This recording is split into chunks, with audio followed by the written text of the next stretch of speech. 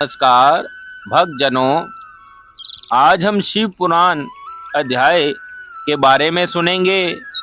हिंदू पौराणिक ग्रंथों में शिव पुराण एक सुप्रसिद्ध पुराण है, जिसमें भगवान शिव के विभिन्न कल्याणकारी स्वरूपों, भगवान शिव की महिमा, शिव पार्वती विवाह, कार्तिकेय जन्म और शिव उपासना का विस्तृत वर्णन किया गया है।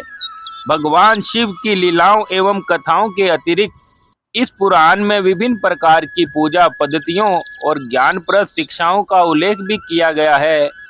वैसे तो माना यह जाता है कि मूल शिव महापुराण में श्लोकों की संख्या 1 लाख थी, लेकिन महर्षि वेद व्यास जी ने इसको 24,000 श्लोकों में संक्षिप्त कर दिया।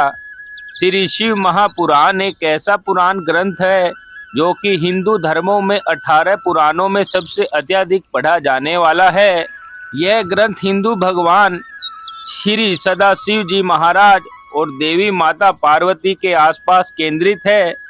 इसका उपदेश स्वयं भगवान श्री सदाशिव जी महाराज ने ही किया है। पुराण का संबंध शिव मत से है। इस पुराण में प्रमुख रूप से शिव भक्ति और शिव महिमा का प्रचार प्रसार किया गया है। प्राय सभी पुराणों में शिव को त्याग, तपस्या, वात्सल्य तथा करुणा की मूर्ति बताया गया है। कहा गया है कि शिव सहज ही प्रसन्न हो जाने वाले एवं मनोवांछित फल देने वाले हैं, किंतु शिव पुराण में शिव के जीवन चरित्र पर प्रकाश डालते हुए उनके रहन सहन, विवाह और उनके पुत्रों की उत्पत्ति के विषय में विशेष रूप से बताया गया है। शिव पुराण एक प्रमुख तथा सुप्रसिद्ध पुराण है, जिसमें परमात्मा पर ब्रह्म परमेश्वर के शिव कल्याणकारी स्वरूप का तात्विक विवेचन, रहस्य, महिमा एवं उपासना का विस्तृत वर्णन किया गया है। पुराण के अनुसार यह परम उत्तम शास्त्र है। इसे इस भूतल पर भगवान शिव का वाडम्बय स्वरूप समझना चाहिए और सब प्रकार से इसका सेवन करना चाहिए। इसका पठन और श्रवण सर्वसाधन स्वरूप है। इसमें शिव भक्ति पाकर श्रेष्ठतम स्थिति में पहुंचा हुआ मनुष्य शीघ्र ही शिव पद को प्राप्त कर लेता है।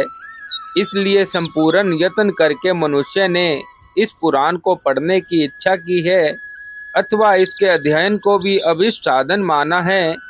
इस तरह का प्रेम पूर्वक श्रवण भी संपूर्ण मनोवांछित फलों को देने वाला है।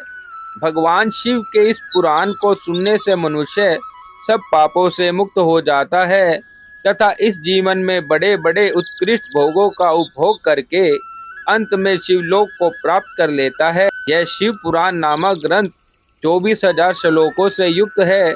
7 संहिताओं से युक्त यह दिव्य शिव पुराण पर ब्रह्म परमात्मा के समान विराजमान है और सबसे उत्कृष्ट गति प्रदान करने वाला है। पुराण में 24,000 श्लोक हैं तथा इसमें 7 भाग संहिताएं हैं, जिनका वर्णन इस प्रकार है।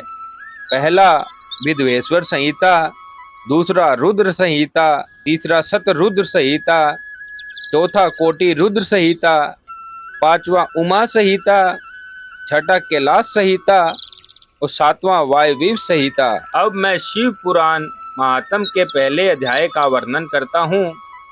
इस अध्याय में सूत जी द्वारा शिव पुराण की महिमा का वर्णन किया गया है। श्री शौनक जी ने पूछा, महाज्ञानी सूत जी, आप पूर्ण सिद्धांतों के ज्ञाता हैं, कृपया मुझे पुराणों के सार का वर्णन करें। ज्ञान और वैराग्य सहित भक्ति से प्राप्त विवेक की वृद्धि कैसे होती है तथा साधु पुरुष कैसे अपने काम, क्रोध आदि विकारों का निवारण करते हैं।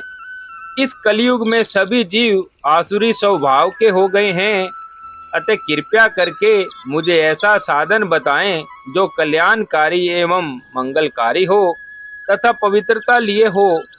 प्रभु वह ऐसा साधन हो जिससे मनुष्य की शुद्धि हो जाए और उस निर्मल हृदय वाले पुरुष को सदैव के लिए शिव की प्राप्ति हो जाए।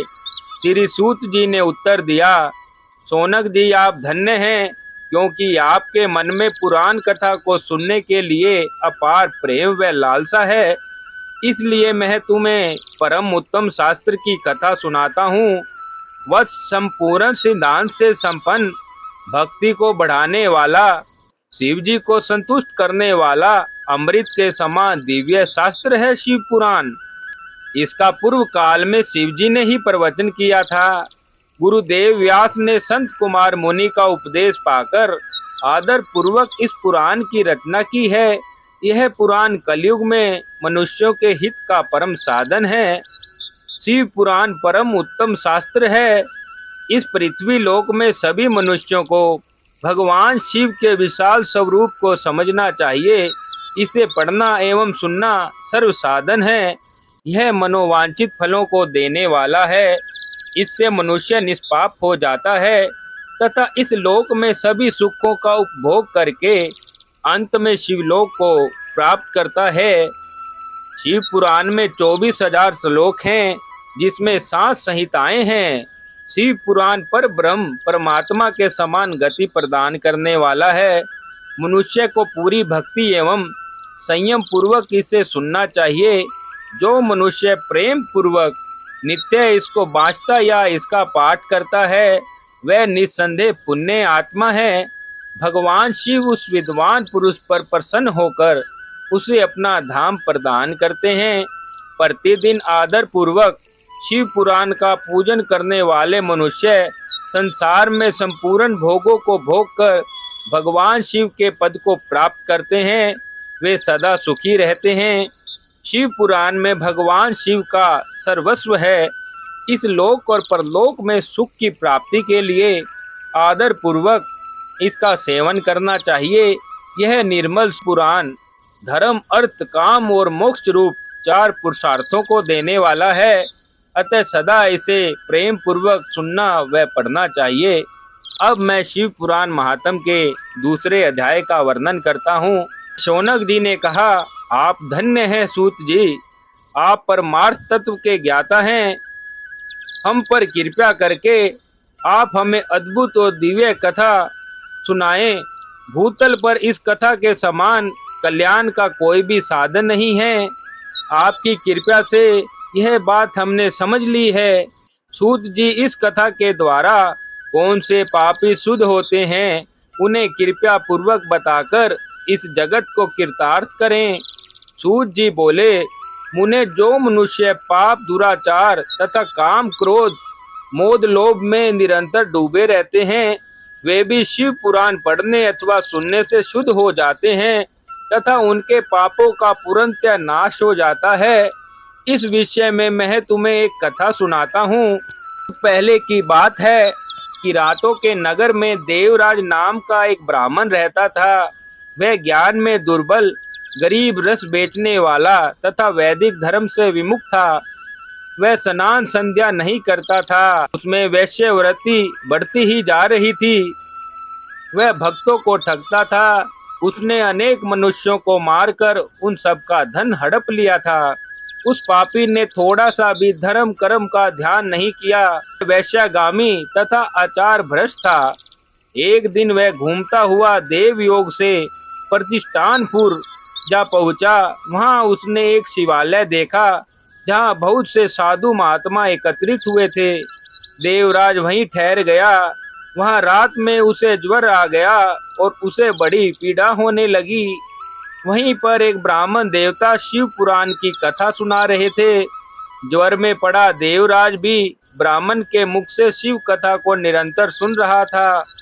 1 मास बाद देवराज ज्वर से पीड़ित अवस्था में चल बसा। यमराज के दूत उसे बांधकर यमपुरी ले गए। तभी वहां शिवलोक से भगवान शिव के पार्षद गण आ गए। वे कर्पूर के समान उज्जवल थे।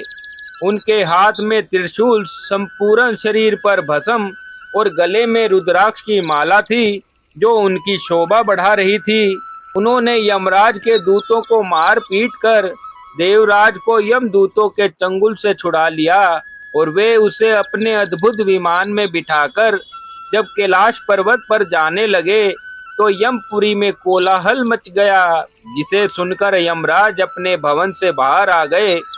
साक्षात रुद्रों के समान प्रतीत होने वाले इन दूतों का यमराज ने विधि पूर्वक पूजन कर ज्ञान दृष्टि से सारा मामला जान लिया। उन्होंने भय के कारण भगवान शिव के दूतों से कोई भी बात नहीं पूछी।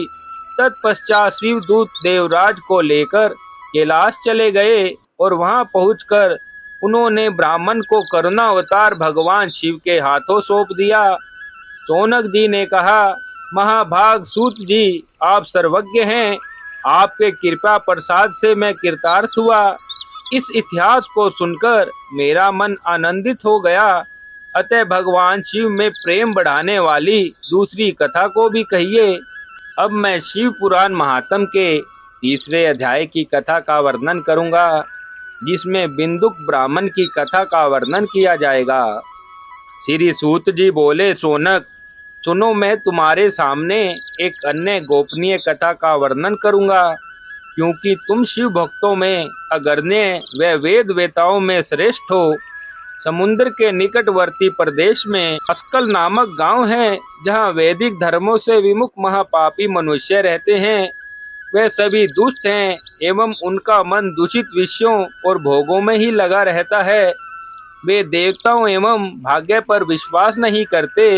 वे सभी कुटिल वृत्ति वाले हैं, किसानी करते हैं और विभिन्न प्रकार के अस्त्र और शस्त्र रखते हैं। वे व्यभिचारी हैं। वे इस बात से पूर्ण अनजान है कि ज्ञान, वैराग्य तथा सधर्म ही मनुष्य के लिए परम पुरुषार्थ है। वे सभी पशु बुद्धि वाले हैं। अन्य समुदाय के लोग भी उन्हीं की तरह बुरे विचार रखने वाले धर्म से विमुख हैं। वे नित्य कुकर्म में लगे रहते हैं एवं सदा विषय भोगों में डूबे रहते हैं।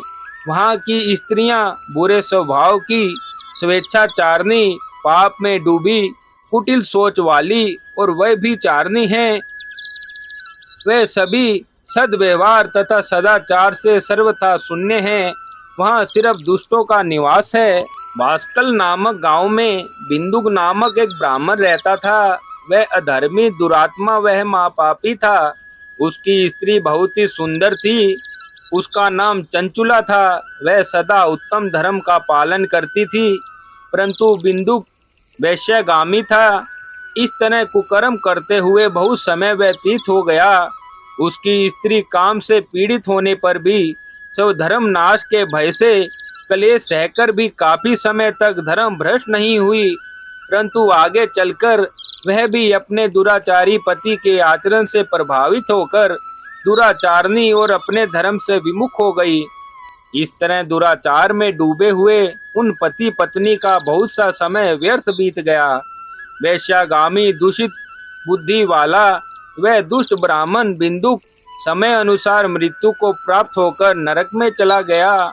बहुत दिनों तक नरक के दुखों को भोगकर वह मूढ़ बुद्धि पापी विंध्या पर्वत पर भयंकर पिशाच हुआ। इधर उस दुराचारी बिंदु के मर जाने पर चंचुला नामक स्त्री कुछ समय तक पुत्रों के साथ अपने घर में ही रहती रही। पति की मृत्यु के बाद वह भी अपने धर्म से गिरकर पर पुरुषों का संग करने लगी थी। सतियां विपत्ति में भी अपने धर्म का पालन करना नहीं छोड़ती। यही तो तप है। तप कठिन तो होता है, लेकिन इसका फल मीठा होता है। ऋषि इसी सत्य को नहीं जानता, इसलिए वह विषयों के विष फल का स्वाद लेते हुए भोग को करता है। एक दिन देव योग से किसी पुण्य पर्व के आने पर वह अपने भाई बंधुओं के साथ गोकर्ण क्षेत्र में गई। उसने तीर्थ के जल में स्नान किया। वह बंधुजनों के साथ यत्र तत्र घूमने लगी। घूमते घूमते वह एक देव मंदिर में गई। वहां उसने एक ब्राह्मण के मुख से भगवान शिव की परम पवित्र एवं मंगलकारी कथा को सुना। कथावाचक ब्राह्मण कह रहे थे, जो स्त्रियां व्यभिचार करती हैं वह मरने के बाद जब यमलोक जाती हैं, यमराज के दूत उन्हें तरह तरह से यंत्रणा देते हैं और ये सारे दंड इतनी वेदना देने वाले होते हैं कि जीव पुकार पुकार कर कहता है कि वह अब ऐसा नहीं करेगा, लेकिन यमदूत उसे नहीं छोड़ते। कर्मों का फल तो सभी को भोगना पड़ता है। देव, ऋषि, मनुष्य सभी इसमें बंधे हुए हैं। ब्राह्मण के मुख से यह वैराग्य बढ़ाने वाली कथा को सुनकर चंचुला भय से व्याकुल हो गई। कथा समाप्त होने पर सभी लोग वहां से चले गए। तब कथा बांटने वाले ब्राह्मण देवता से चंचुला ने कहा, हे ब्राह्मण, धर्म को न जानने के कारण मेरे द्वारा बहुत बड़ा दुराचार हुआ है। स्वामी, मेरे ऊपर कृपा करके मेरा उद्धार कीजिए। आपके प्रवचन को सुनकर मुझे इस संसार से वैराग्य हो गया है। मुझ मूढ़ चित्त वाली पापिन को धिक्कार है। मैं निंदा के योग्य हूँ। मैं बुरे विषयों में फंसकर अपने धर्म से विमुख हो गई थी। कौन मुझ जैसे कुमार्ग में मन लगाने वाली पापिन का साथ देगा? जब यमदूत मेरे गले में फंदा डालकर मुझे बांध कर ले जाएंगे और नरक में मेरे शरीर के टुकड़े टुकड़े करेंगे, तब मैं कैसे उन महान यातनाओं को सहन कर पाऊंगी? मैं सब प्रकार से नष्ट हो गई हूँ, क्योंकि अभी तक मैं हर तरह के पाप से डूबी रही। हे ब्राह्मण, आप मेरे गुरु हैं, आप ही मेरे माता पिता हैं। मैं आपकी शरण में आई हूँ। मुझ अबला का अब आप ही उद्धार कीजिए। सूत जी कहते हैं, सोनक, इस तरह विलाप करती हुई चंचुला ब्राह्मण देवता के चरणों में गिर पड़ी। तब ब्राह्मण ने उसे कृपया पूर्वक उठाया। भक्तजनों, आज मेरे द्वारा शिव पुराण 3 अध्यायों का वर्णन किया गया है, जिसमें सूत जी द्वारा शिव पुराण की महिमा का वर्णन तथा देवराज को शिवलोक की प्राप्ति, चंचुला का संसार से वैराग्य तथा बिंदुक ब्राह्मण की कथा के बारे में सुनाया गया है। मेरे द्वारा प्रतिदिन शिव पुराण महात्म के अलग अलग अध्यायों का वर्णन किया जाएगा। कल के अध्याय में हम चंचुला की शिव कथा सुनने में रुचि और शिवलोक में गमन तथा बिंदुक का पिशाच योनि से उद्धार तथा शिव पुराण श्रवण विधि तथा श्रोताओं द्वारा पालन किए जाने वाले नियमों के बारे में जानेंगे। भक्तजनों, मेरे द्वारा प्रतिदिन दी जाने वाली जानकारी आपको किस प्रकार लगी, इसके लिए आप मेरे YouTube चैनल भक्ति मार्ग के कमेंट बॉक्स में जाकर कमेंट अवश्य करें। चैनल को लाइक व सब्सक्राइब करें, ज़्यादा से ज़्यादा शेयर